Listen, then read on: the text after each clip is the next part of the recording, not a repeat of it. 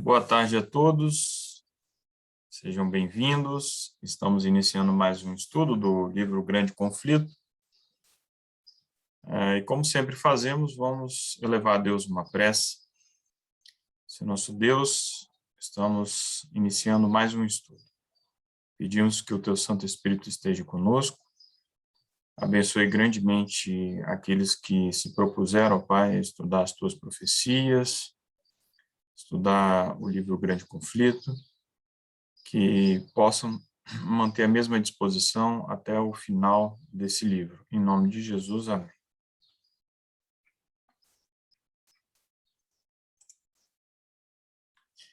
Muito bem, meus irmãos, vamos seguindo. Nós sempre lembramos, né, que esses estudos são gravados, ficarão disponíveis no YouTube.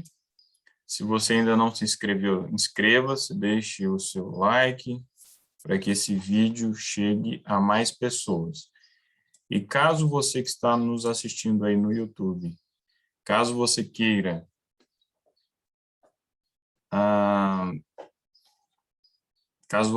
participar ao vivo, basta você entrar em contato conosco. Nós estamos estudando a edição integral do livro Grande Conflito, e entrando em contato, então, conosco pelo e-mail que está aqui na descrição do vídeo. O e-mail é projetoupomone@gmail.com. Então, entrando em contato conosco,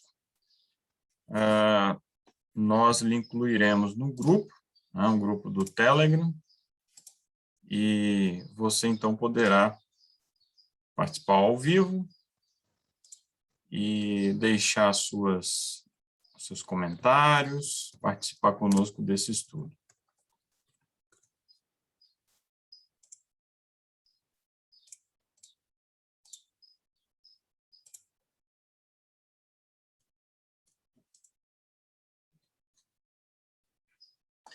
Bem, vamos lá, então, estamos na terceira sessão do livro Grande Conflito.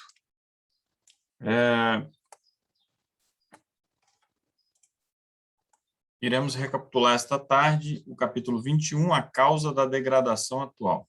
Capítulo muito interessante, né? Embora o livro Grande Conflito tenha sido escrito originalmente lá pelos idos de 1857, 1858, né? Depois ele foi ampliado pela autora, né, em outras edições, mas, enfim, foi escrito no século XIX, né? Um livro muito atual. E realmente a causa da degradação atual das igrejas do nosso mundo é o que aparece aí nesse capítulo, né? Então é um bom diagnóstico, vale a pena refletir. Se você não leu, vale a pena ler esse capítulo. Bem, e o texto para a nossa meditação está em João 16, verso 2. Eles vos expulsarão da sinagoga, sim, vem a hora em que todo o que vos matar julgará prestar um serviço a Deus.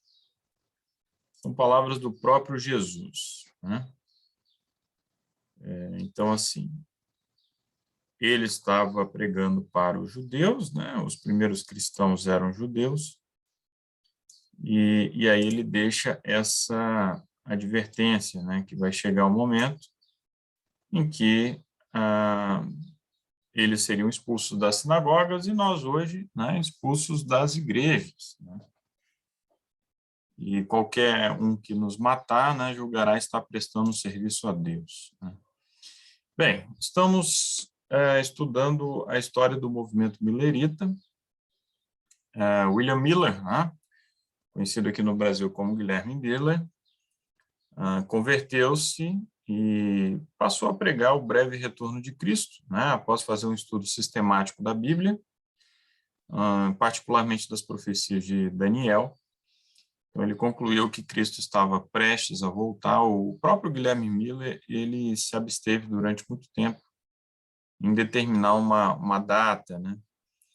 Mas ele falava que Cristo estava prestes a voltar, e depois ele chegou ali a delinear um período, né? Mas ele falava que seria em torno de 1843. e após alguma revisão ali, né, nos estudos, né, nos cálculos, eles concluíram que seria por volta de 1844. Inclusive ontem, que foi dia 22 de outubro, a data, né, do grande desapontamento. Bem, mas qual era o objetivo de Miller, né? Bem, ao pregar a volta de Cristo, Miller e os seus companheiros, né, Josias Litt, Charles Fichte e tantos outros, eles não buscavam fundar uma nova seita, uma nova igreja. Eles não tinham a intenção de iniciar uma nova denominação. Até porque eles acreditavam que Cristo estava muito prestes a voltar, que isso sequer seria necessário.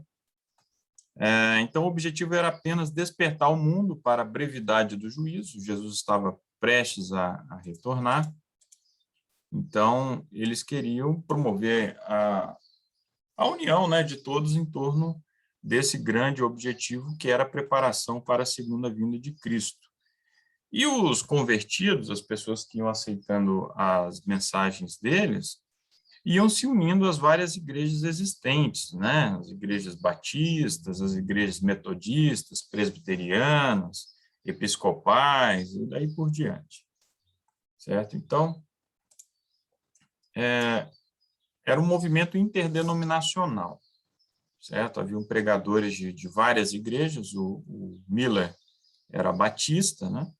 Mas haviam pregadores de várias igrejas, e assim eles iam espalhando essas boas novas da segunda vinda de Cristo.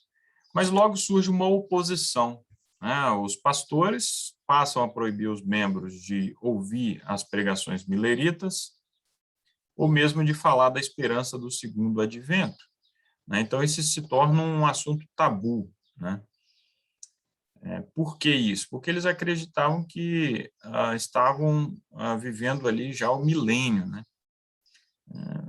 Já estariam vivendo o início do período de 1000 anos, seriam 1000 anos de pregação do evangelho, de reformas sociais.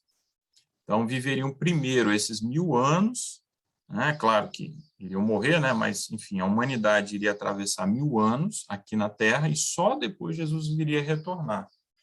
Então, a pregação do breve retorno de Cristo, naquele momento, era impopular, era muito impopular. Os pastores passam a se opor e passam a perseguir os membros que estivessem alimentando essa esperança. E os membros amavam suas igrejas, mas não podiam aceitar tal proibição, né? Eles preferem ficar com a esperança da segunda vinda de Cristo, né? Esse daqui é um diagrama profético, tá? Não sei quantos conhecem, né? E diagramas assim eram muito usados, né, naquela época pelos milleritas, né, para mostrarem ali os cálculos, enfim. E esse tipo de exposição era muito atrativa ali naquela época, certo?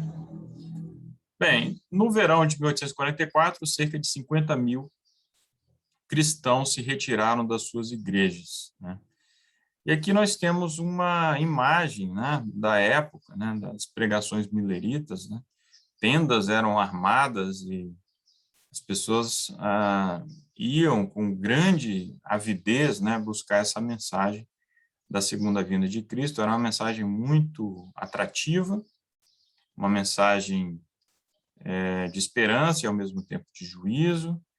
Então, era tudo muito lógico, né? Os cálculos matemáticos ali, mostrando ali as 70 semanas, como nós já estudamos, apontando ali para o ministério de Cristo, né? E Cristo veio exatamente no período apontado ali nas 70 semanas, e ao fim das 2.300 tardes e manhãs, segundo a interpretação do Miller, iria ocorrer a volta de Cristo, né?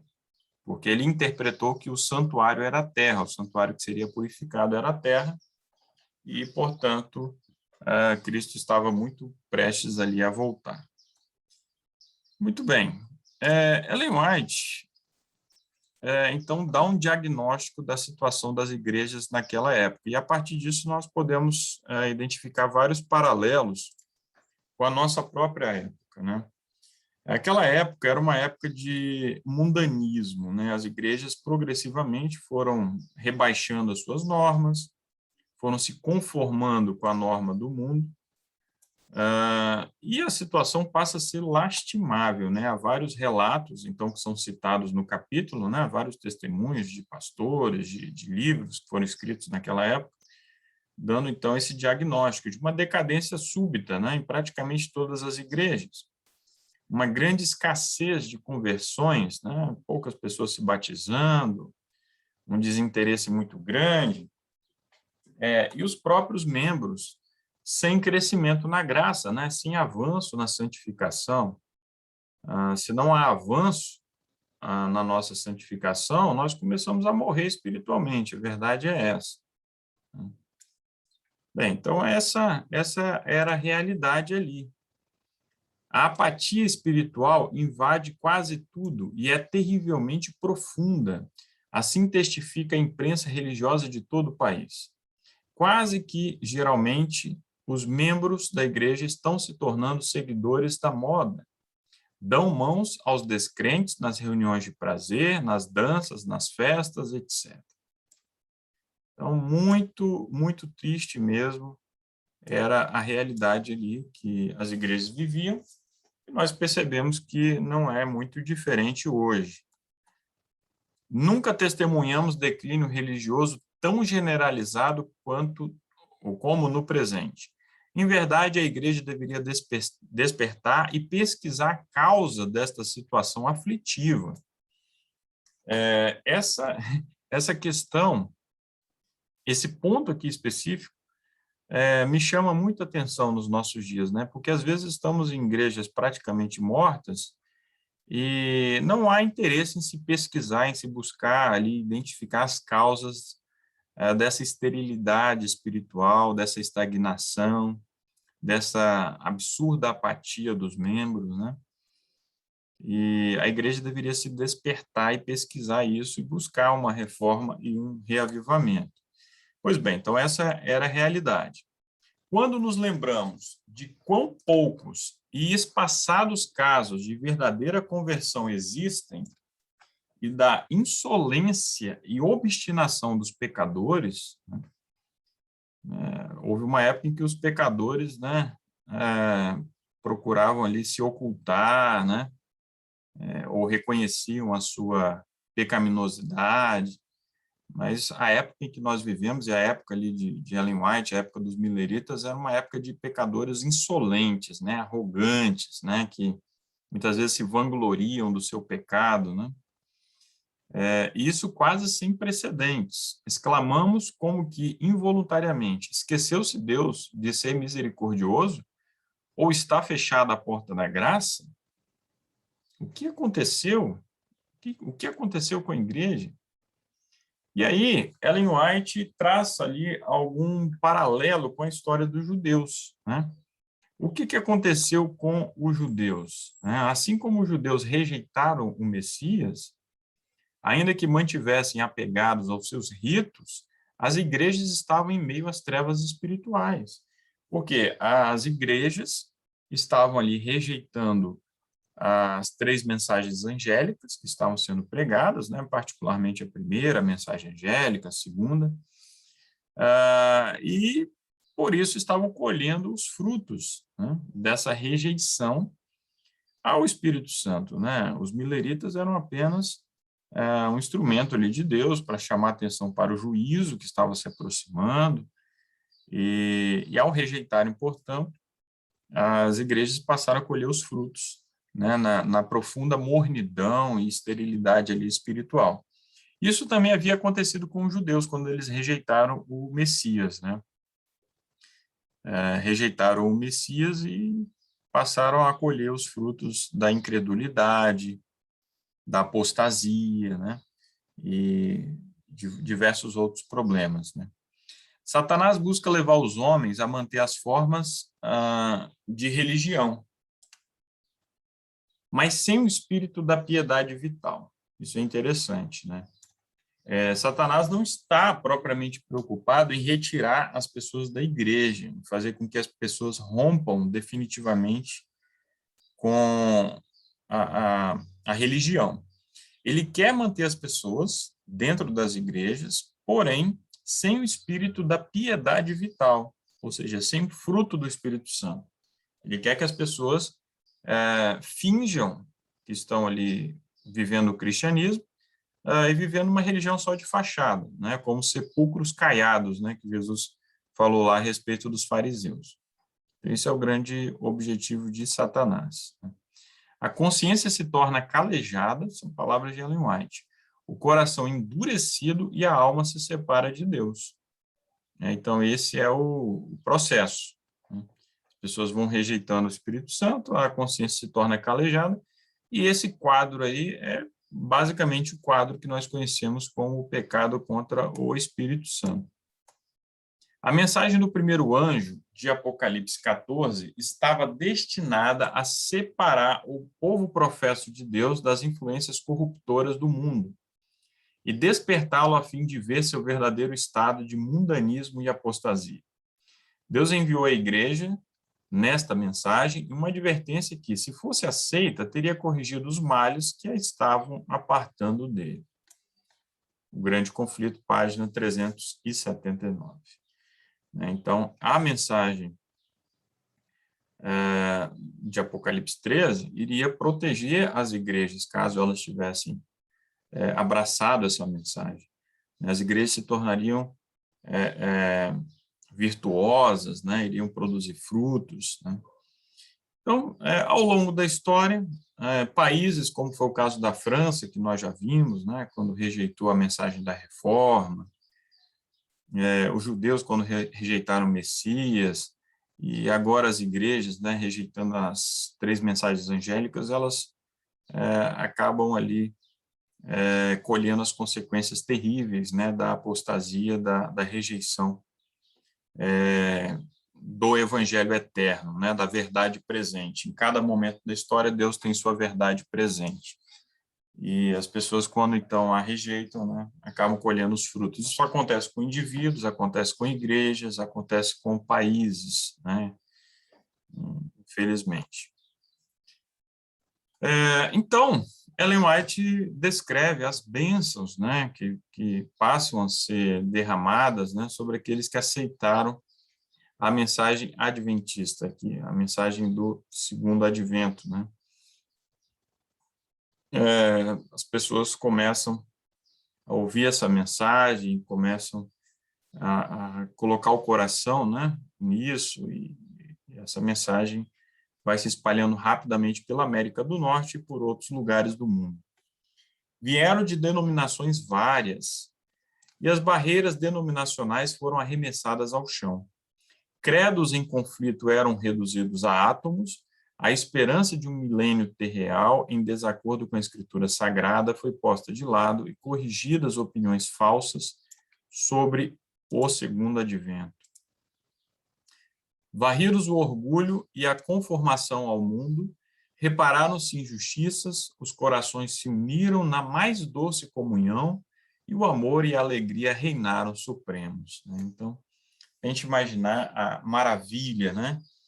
O apóstolo João se refere a isso, né? Quando eles devoram ali o livrinho, né? O livro de Daniel e conhecem as profecias, foi doce como mel, né? Foi realmente uma delícia, né? Foram momentos ali de muito deleite, de muita satisfação. Mas as igrejas, em geral, não aceitaram a advertência. Os pastores que, como vigias sobre a casa de Israel, deveriam ter sido os primeiros a discernir os sinais da vinda de Jesus, não quiseram saber a verdade, quer pelo testemunho dos profetas, quer pelos sinais dos tempos. Nós já vimos que os anos aí anteriores foram anos de profecias que foram se cumprindo, né? Como o grande terremoto de Lisboa no século XVIII, a grande chuva, né, de estrelas, a lua transformando-se em sangue, o eclipse solar, o mundo político, né? Nós vimos lá o Império Otomano, né? Cumprindo lá a profecia de Apocalipse, enfim, eram profecias e mais profecias se cumprindo, e havia também o testemunho dos profetas, né, dos pregadores. Nada disso foi suficiente para mudar o rumo ali dos pastores, dos líderes, né? À medida que as esperanças e ambições mundanas lhes encheram o coração, arrefeceram o amor para com Deus e a fé em sua palavra. E quando a doutrina do advento era apresentada, apenas suscitava preconceito e descrença. O fato de ser a mensagem em grande parte pregada por leigos era insistentemente apresentado como argumento contra a mesma.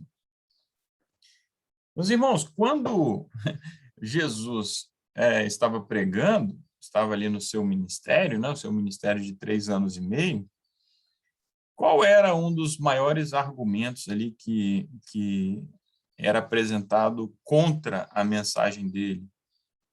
Qual era? Vocês se lembram? O que os fariseus, os escribas diziam para lançar descrédito sobre a mensagem ali de Cristo?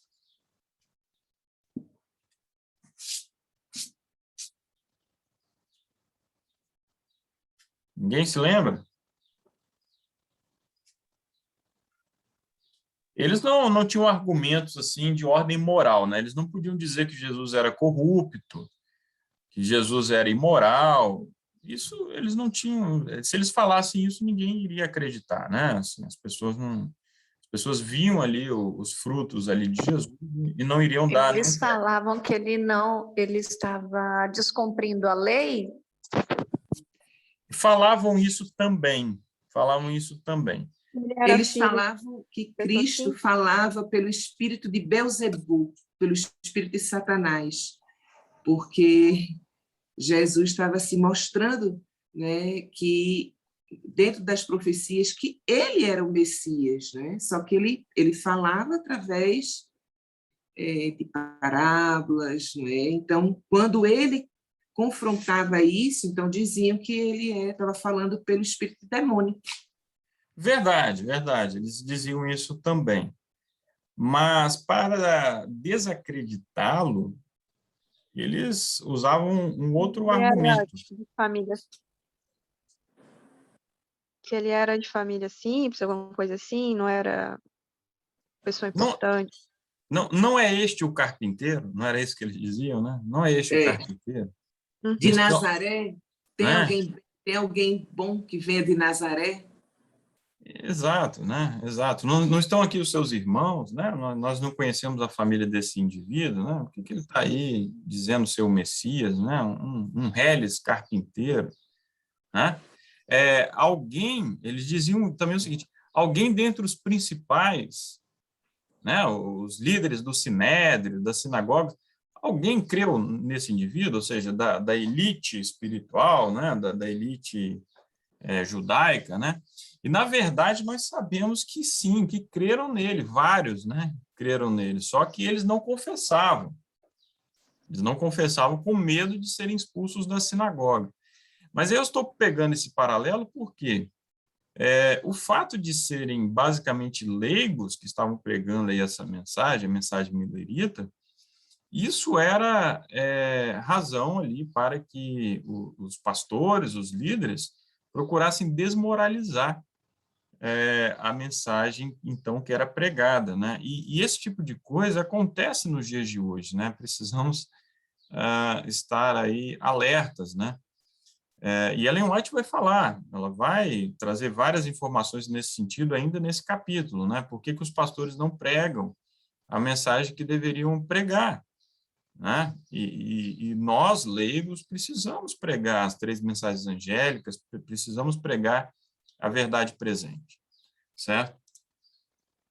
Bem, multidões confiando implicitamente nos pastores, veja o tamanho da tragédia, né, nesse sentido, recusaram-se a ouvir a advertência, e outros ainda que, convictos da verdade, não ousavam confessá-la para não serem expulsos da sinagoga. Ellen White faz referência aí ao texto lá de João, né?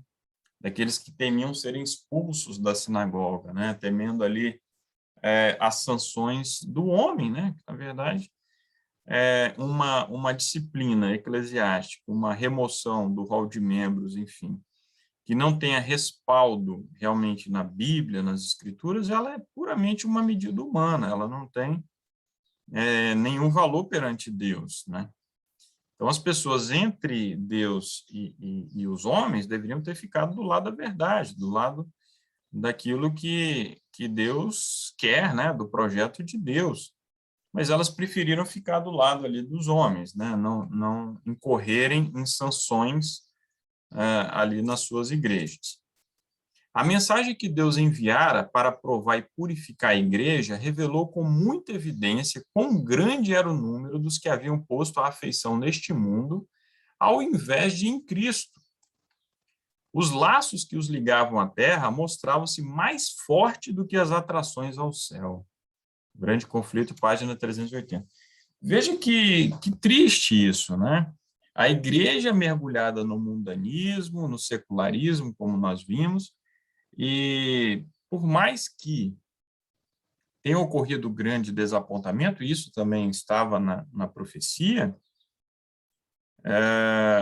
e Jesus, portanto, não voltou ali em 1844, e essas pessoas que escolheram ficar ali do lado dos seus líderes, dos seus pastores, muitas delas, a maioria tenha tido a oportunidade ainda depois disso tudo de se arrepender, mas tente pensar naquelas pessoas que ficaram conformadas nessa situação e que morreram antes, né? E que não, enfim, que não se arrependeram, não reformaram suas vidas, ficaram ali absolutamente acomodadas, né? Então, assim, a eternidade vai revelar o tamanho do estrago, por assim dizer, que esses líderes, esses pastores provocaram ali naquela época, né? Deveriam ter levado o povo ao despertamento e fizeram o contrário, perseguiram aqueles que estavam pregando ali uma mensagem de despertamento, de reforma, né? Rejeitando a advertência do primeiro anjo, desprezaram os meios que o céu provera para a sua restauração. Desacataram o mensageiro de graça que teria corrigido os males que os separavam de Deus e, com maior avidez, volveram à busca da amizade do mundo. Então, o que eles estavam buscando era amizade com o mundo, né? E não é possível ser amigo de Deus e ser amigo do mundo ao mesmo tempo. Eis aí a causa da terrível condição de mundanismo, apostasia e morte espiritual, que prevalecia nas igrejas em 1844. Então, um quadro devastador, né? Muito triste mesmo. Bem, então, Ellen White cita ali a grande meretriz, né, a Babilônia, Apocalipse 17, e há toda uma explicação sobre o significado, né, da meretriz, né, do adultério espiritual, da infidelidade. Nós sabemos que mulher em profecia se refere à igreja, né? E uma mulher corrompida, uma mulher adúltera, uma mulher impura, ela então se refere a um sistema religioso corrompido, onde as doutrinas de Cristo estão misturadas com o erro. E Ellen White diz aí, a infidelidade da igreja para com Cristo e consentindo que o amor às coisas mundanas ocupe a alma é comparada com a violação do voto conjugal. Então, a infidelidade da igreja para com Cristo e o consentimento do amor às coisas mundanas, né? Então, isso representa adultério espiritual. Declara-se que Babilônia é mãe das prostitutas, né? Sabemos que essa grande meretriz, aí que no tempo do fim, representa aí o catolicismo, né? O papado. E do papado saíram outras igrejas, né? Por isso que a Babilônia é a mãe das prostitutas. Como suas filhas devem ser simbolizadas as igrejas que se apegam às suas doutrinas e tradições, seguindo-lhe o exemplo em sacrificar a verdade e a aprovação de Deus, a fim de estabelecer uma aliança ilícita com o mundo. Então, as várias igrejas que surgiram ali na Reforma Protestante acabam se corrompendo, acabam se conformando com a norma do mundo, e também vão buscar estabelecer uma aliança ilícita com o mundo, né, com os poderosos dessa terra. Muitas das igrejas protestantes estão seguindo o exemplo de Roma, na iníqua aliança com os reis da terra, igrejas do Estado, mediante suas relações com os governos seculares, e outras denominações, pela procura do favor do mundo, né?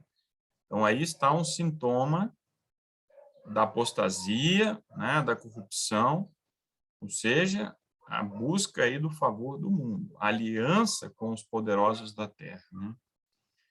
A igreja precisa estar separada do Estado para manter a sua pureza. Não há motivo para se considerar o espírito e prática anticristãos como sendo restritos ao que hoje se chama a Igreja de Roma. Nas igrejas protestantes, muito se encontra do anticristo, e longe estão de se acharem completamente reformadas das corrupções e impiedade. Então, o fato de as igrejas protestantes aí não se sujeitarem diretamente ali ao papado, né, de estarem, né, de serem instituições separadas do papado formalmente, isso não significa que o erro não esteja lá nelas, né? Há corrupções, há impiedade, e isso é muito grave. Com o desaparecimento dos fundadores, né, o desaparecimento lá do Lutero, do João Calvino, do Zwinglio, com o desaparecimento, então, desses fundadores, dos que possuíam o verdadeiro espírito de reforma, seus descendentes põem-se na dianteira e dão um novo molde à causa, um novo rumo, uma nova direção à causa. Embora se apeguem cegamente ao credo dos pais e se recusem a aceitar qualquer verdade além da que lhes foi dada a conhecer, os filhos dos reformadores se afastam grandemente do exemplo paterno de humildade, abnegação e renúncia do mundo. O tempo vai passando e o foco acaba sendo cada vez mais as coisas deste mundo, né? A cada geração, as condições materiais vão melhorando, né? O acesso à educação, e aí nós vamos nos conformando, né, com este mundo. Esse mundo está tão bom nesse sentido, né? Temos a nossa casa, temos carros, temos dinheiro, e aí vamos esquecendo o foco da reforma, né? A reforma deveria ser constante, a reforma não terminou, ela não deve terminar. Ai, até que ponto terrível a amizade do mundo, que é inimizade contra Deus, é hoje acalentada entre os professos seguidores de Cristo. Quão largamente se tem as igrejas populares de toda a cristandade afastado da norma bíblica da humildade, abnegação, simplicidade e piedade. Que terrível, né? Essa situação. A cada ano isso vai se aprofundando, né? Menos humildade, menos abnegação, menos simplicidade e menos piedade. Professar uma religião tornou-se moda no mundo. Olha só essa citação, irmãos, parece um retrato do que a gente vê hoje, né? Governantes, políticos, advogados, médicos, negociantes, aderem à igreja como meio de alcançar o respeito e confiança da sociedade e promover os seus próprios interesses mundanos. Procuram, assim, encobrir, sob o manto do cristianismo, todas as suas transações injustas. Pomposas igrejas, embelezadas de maneira a mais extravagante, erguem-se nas movimentadas avenidas. Os adoradores vestem-se com luxo e de acordo com a moda. Elevado salário é pago ao talentoso pastor para entreter e atrair o povo. O objetivo é o entretenimento, certo? A igreja torna-se um ponto de encontro social, de ostentação. As pessoas querem mostrar sua roupa nova, seu carro, querem ver os amigos. Os sermões desses pastores não devem tocar nos pecados populares, né? Para quê? Falar em pecado, falar em juízo. Qual foi a última vez que você ouviu uma pregação sobre o juízo? Qual foi a última vez que você viu uma pregação bíblica, né, chamando ao arrependimento, né? Mas esses sermões deverão ser suaves e agradáveis aos ouvidos da aristocracia, né? Então, essas pessoas endinheiradas, né, que vão ali dar um dízimo gordo, né, grandes ofertas, elas não querem ficar ali sendo incomodadas, né? Elas vão para se distrair um pouquinho, né? Ouvir ali uma mensagem ali de amor, uma preleção moral, né? E nada de fato ali sobre o tempo do fim. Deste modo, ímpios de elevada posição são alistados nos registros da igreja e os modernos pecados escondidos sob o véu da piedade. Então, essa é a realidade que nós conhecemos. Nesta maré de mundanismo e busca de prazeres, a abnegação e sacrifício por amor de Cristo acham-se quase inteiramente esquecidos. Pregações que, inclusive, quase não ouvimos mais falar de Cristo, inclusive, né? Tantos assuntos, tantas coisas, tantas experiências pessoais, etc., que o foco deixa de ser a Cristo, né? Já o governador Washburn declarou: parece que precisamos acabar com as escolas de jogo. Estas proliferam em toda parte, mesmo a igreja, inadvertidamente, sem dúvida. Ele estava sendo aqui bem indulgente, né? bem elegante em relação à igreja, né? Mesmo a igreja, algumas vezes, faz a obra do diabo. Concertos com fins beneficentes, bingos e rifas, algumas vezes em auxílio de objetivos religiosos ou caritativos, mas frequentemente finalidades menos dignas, sorteios de prendas, jogos de prêmios, etc., são todos expedientes para se obter dinheiro sem retribuição correspondente, né? E aí, refletindo sobre toda essa situação, eu me lembrei de uma citação do grande Charles Spurgeon, que inclusive é citado nesse capítulo, o pregador Spurgeon, né? Spurgeon dizia o seguinte, que chegará um dia em que no lugar dos pastores alimentar as ovelhas, haverá palhaços a entreter os bodes, né? Então é isso, a igreja como um espaço de entretenimento, certo? Um espaço ali de descontração e não mais como um espaço de santificação, de combate ao pecado, nada de chamar o pecado pelo seu nome exato, né? Essa é a realidade. Roma privou o povo da escritura sagrada e exigiu que todos os homens aceitassem seus ensinos em lugar da própria Bíblia. Foi obra da reforma restituir a palavra de Deus aos homens, né? Nós vimos como é que isso foi sofrido, como que pessoas perderam suas vidas, né? Perderam seus bens, suas famílias. Agora, não é, porém, sobejamente verdade que nas igrejas modernas os homens são ensinados a depositar fé no credo e dogmas de sua igreja em vez de nas escrituras? A pergunta retórica que Ellen White faz, né? As igrejas ditas protestantes têm se apegado a muitas tradições, a credos, né? Engessaram a sua mensagem, né? No credo, ali, em dogmas, e não continuam avançando em busca da verdade. Então, essa é a tristeza, né? Quando vamos ao Apocalipse, a igreja lá que corresponde ao período da reforma, né? Após os reformadores, ou seja, esse quadro aqui que nós estamos falando, é a igreja de Sardes, né? A igreja que acha que vive, mas está morta, né? Essa a realidade aí.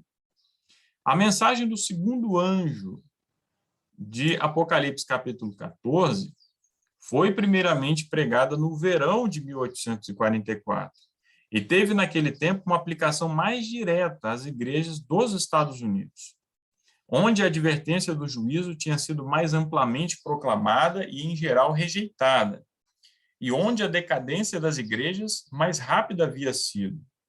A mensagem do segundo anjo, porém, não alcançou o completo cumprimento em 1844. Essa mensagem continua.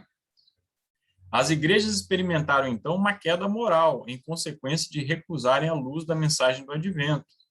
Mas essa queda não foi completa. Continuando a rejeitar as verdades especiais para este tempo, têm elas caído mais e mais.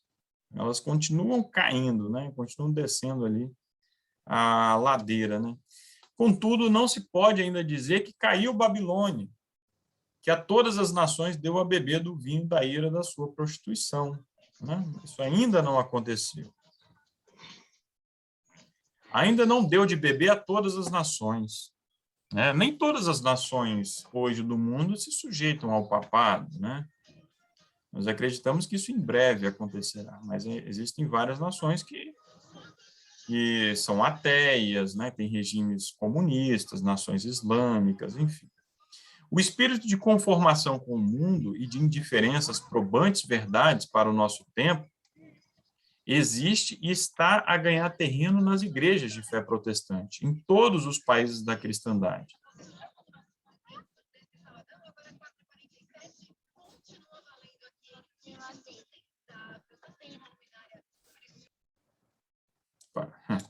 Vamos voltar aqui, alguém tinha esquecido o microfone aberto. Então, voltando, o espírito de conformação com o mundo e de indiferenças probantes verdades para o nosso tempo existe e está a ganhar terreno nas igrejas de fé protestante, em todos os países da cristandade. E estas igrejas estão incluídas na solene e terrível denúncia do segundo anjo. Mas a obra da apostasia não atingiu ainda a culminância, o ponto mais elevado.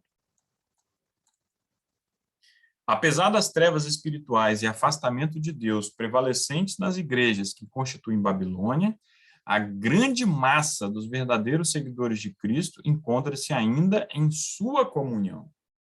Muitos deles há que nunca souberam das verdades especiais para este tempo.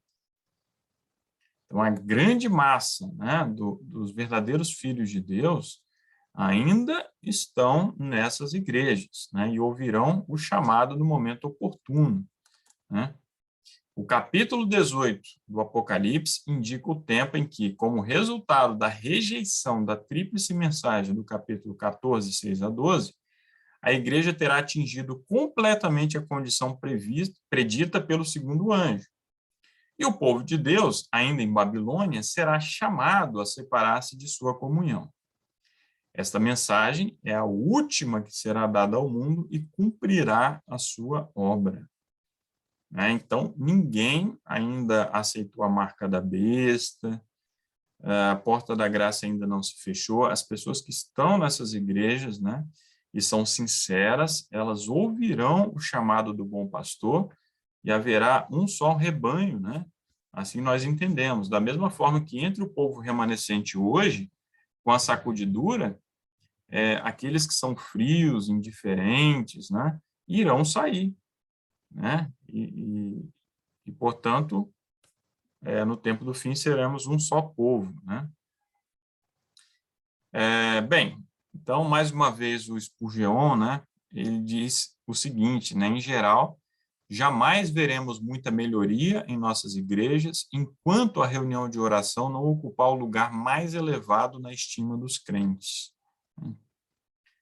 E nas nossas igrejas, o culto, a reunião de oração é o culto de quarta-feira, né? Justamente o culto mais esvaziado, né? Então, fica esse alerta, essa reflexão aí a partir do pensamento do Spurgeon. Bem, eu recomendo bastante esse livro aí, tá? Adventismo, Origem e Impacto do Movimento Millerita, para todos aqueles que quiserem conhecer mais detalhes do que foi o movimento millerita, das dificuldades, né, que eles enfrentaram, de como perseveraram, Há muitos testemunhos ali animadores, então fica essa dica aí de leitura. Bem, meus irmãos, então eram essas as reflexões, né, que eu gostaria de trazer, um capítulo muito bom, muito interessante, muito apropriado para a época em que nós vivemos, né? Um capítulo que deveria ser estudado em todas as igrejas, né? Se alguém tiver algum comentário, alguma reflexão, pode ficar à vontade.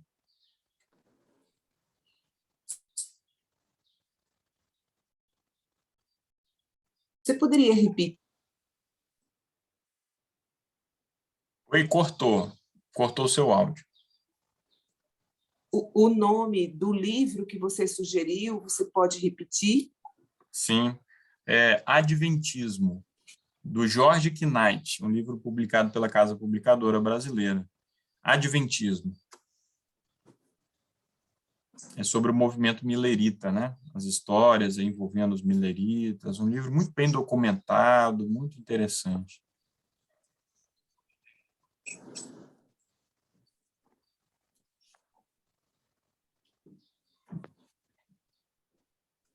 Olha aqui. Esse livro aqui. Obrigada. Me chamou bastante atenção quando você comentou sobre o tipo de mensagem, né, que a gente vê em nossas igrejas. Realmente, às vezes, é só para dizer, né, Deus é amor e tal, e muitos não entendem, não compreendem as coisas, não se é pregado sobre os acontecimentos dos últimos dias e muitos não sabem. Enfim, é realmente isso que acontece. Pois é, e pode falar. Hoje, particularmente, vocês estão me ouvindo bem? Eu acho que meu áudio está Sim, ruim. Tá? agora está bem, só tinha cortado antes. Irmãos, vocês nem imaginam que hoje eu saí de casa para ir para o culto e eu pedi a Deus, Senhor, perdoa o pecado da tua igreja, perdoa os nossos pecados e fala comigo na tua igreja, Senhor. E aí fui para a igreja. Eu só me lembrei que eu tinha feito essa oração depois que eu voltei, cheguei em casa e refleti no que tinha acontecido.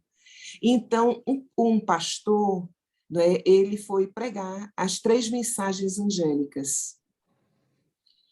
Ele pregou, irmãos, que ele não explicou quem era a Babilônia, ele não falou quem era a besta, ele não falou quem era a imagem da besta.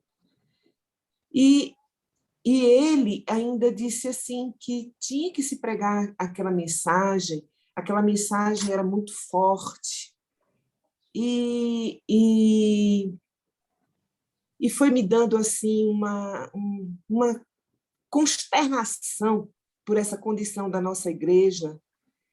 E aí, bom, quando terminou, aí aquela coisa me incomodando de eu ir falar com ele, e aí terminou assim que na saída surgiu uma excelente oportunidade, né? Ele vinha assim na minha direção, aí eu parei, conversei um pouco com ele e pedi para ele, eu digo, olha, eu tenho um pedido para lhe fazer. Essa mensagem é a última advertência de Deus na terra.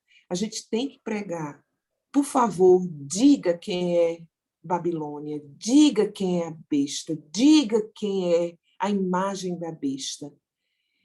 E aí ele disse, como eu falei, isso poderia ser uma pregação para uma semana de oração. Eu digo, mas tem pessoas que podem estar aqui somente por uma vez. E não ouvi mais essa mensagem. Então, se a gente vai ler, a gente tem que explicar. Então, diga quem é Babilônia. Fale, diga quem é a besta, a imagem da besta. Ele olhou para mim. Aí eu ainda disse assim, eu amo essa mensagem. Ele olhou para mim e disse assim, eu estou vendo amor em seus olhos. Irmãos, eu fiquei tão feliz, porque ele parece que é até uma pessoa importante aqui da região, sabe? Eu estou aqui há pouco tempo, há um ano só, né? Então, ainda estou conhecendo os pastores.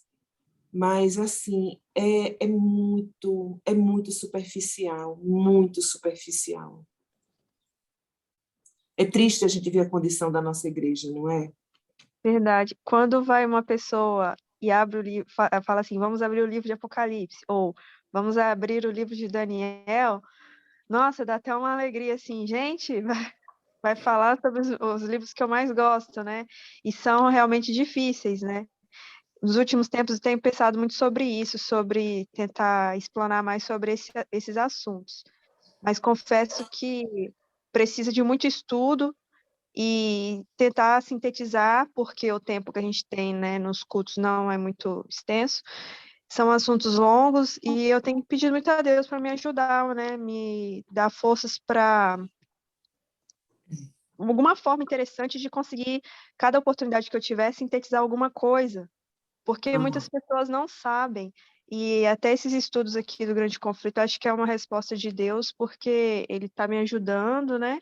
Aqui a gente está separando tempo para estudar algumas partes, e isso está sendo trabalhado na minha mente, porque a gente precisa falar. Por isso que me chamou muita atenção quando o Rafael comentou esse trecho aí sobre as mensagens, sobre o que está sendo pregado. Nem todo mundo lê a Bíblia todos os dias, nem todo mundo lê a lição todos os dias. Livro de profecia, infelizmente. Então, assim, é muito triste, né? É, pois é, e eu deixo também aquele texto ali, né, que pregues a palavra, instes a tempo e fora de tempo, redarguas, repreendas, exortes, com toda a longanimidade e doutrina, segundo Timóteo 4, verso 2, né? Então, a pregação doutrinária, ela precisa fazer parte da nossa realidade. Nós temos uma responsabilidade muito grande, né, em anunciar essa última verdade presente, né? E essa mensagem será pregada de algum modo, né? Porque Cristo falou que até as pedras clamariam, né? Isso. Então, que estejamos nos preparando, né? Porque a mensagem será pregada assim. E essa própria iniciativa nossa, lembrando que esses estudos ficam gravados, estão no YouTube, faz também parte do nosso trabalho, né? De pouco em pouco, né? Algumas pessoas irão conhecendo, né? Assim nós esperamos. Isso. Eu estou na igreja bem recente, ainda está completando 5 anos, mas sempre me chamou a atenção, que eu vim de outra igreja evangélica, como o culto, assim, a pregação, a parte da mensagem da palavra de Deus, e a gente é muito pequenininho, a liturgia é enorme, mas a pregação é 30 minutos, 35 minutos, quando a história é 40. Eu sempre fiquei muito assim, eu digo, meu Deus, que coisa é essa? O que é que acontece aqui? Né? Mas, assim, realmente, eu estava pensando, irmã, naquilo que você falou, que a gente tem que estudar muito, se preparar. Realmente é importante, a gente tem que se preparar, mas o Espírito Santo, ele bota as palavras na boca da gente. Né? Ele faz a gente lembrar as coisas. Nós não podemos assim cair no erro de acharmos que precisamos assim ter um conhecimento completo, né, da mensagem, porque enquanto estivermos vivendo e por toda a eternidade, nós continuaremos aprendendo, né? Então, isso daí não deve nos desanimar, né, de anunciar essa mensagem. Temos que partilhar aquilo que já sabemos, aquilo que aprendemos, né? E sempre lembrando o seguinte, que se tivermos a oportunidade de indicarmos também pregadores, palestrantes que poderão ajudar a fortalecer essa mensagem na igreja, devemos fazer isso também, né? Porque às vezes quem está ali formulando a escala de pregadores, às vezes tem alguma dificuldade, não tem tantos contatos assim. Então, é uma forma de ajudarmos também a igreja, né? com bons pregadores, pregadores que vão levar a verdade presente. Isso. Verdade. Muito bem. Meus irmãos, mais algum comentário? Senão vamos, então, encerrando, né? Estamos aí com a Marlene, né, nos acompanhando. Ficamos muito felizes, viu, Marlene? A Eva, mais uma vez. O Galaxy Prime aí, quem seria, hein? Que está conosco aí? Já esteve conosco algum outro dia ou não? O Galaxy J5 Prime. Acho que não está. Acho que não está ouvindo. Miriam Cavalcante. Eu acho que já esteve conosco. Miriam, né, Miriam? Se eu não estou em erro, já esteve conosco. Muito bem. Meus irmãos, ok, Miriam. Que bom. Seja sempre bem-vindo. Vamos, então, logo no início, né? Bacana. Voltaremos a nos encontrar, como sempre, na sexta-feira. Sexta-feira, às 19 horas. Muito bem. Alguém gostaria de fazer oração? Alguém sente aí o desejo de orar para encerrarmos esse estudo?